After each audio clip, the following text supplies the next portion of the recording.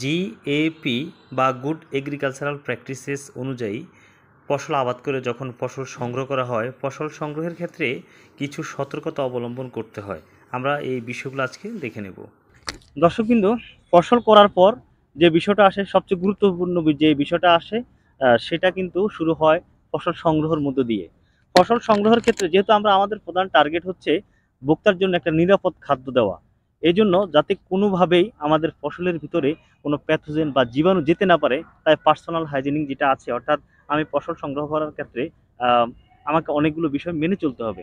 যেমন আমার হাতে দেখছেন, আমরা হ্যান্ড গ্লাভস পরেছি, মাথার মধ্যে ক্যাপ পরতে পারেন যাতে কোনোভাবে আপনার শরীর থেকে কোনো জীবাণু আপনার ফসলে যেতে না পারে। এছাড়া মুখেও মাস্ক পরতে পারেন, আপনার বডি থেকে কোনো জীবাণু যাতে আপনার ফসলে যেতে না পারে। এবং ফসল সংগ্রহ করার সবচেয়ে গুরুত্বপূর্ণ সময় হচ্ছে বিকেলবেলা।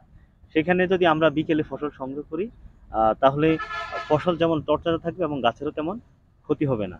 তাই আমরা বিকেলের দিকে ফসল সংগ্রহ করতে পারি এবং ফসল সংগ্রহের উপকরণ জীবাণুমুক্ত করে তা ব্যবহার করা হয়। জীবাণুমুক্ত পাত্রে ফসল সংগ্রহ করে রাখা হয়।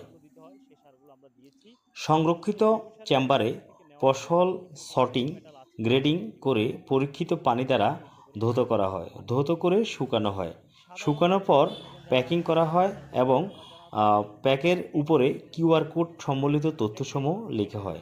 কিউআর কোডে কৃষকের নাম, ফসলের নাম, জাত, বপন তারিখ, পরামর্শকের নাম, যে স্থানে এই ফসল উৎপাদন করা হয়েছে বিস্তারিত তথ্যসমূহ লেখা থাকে।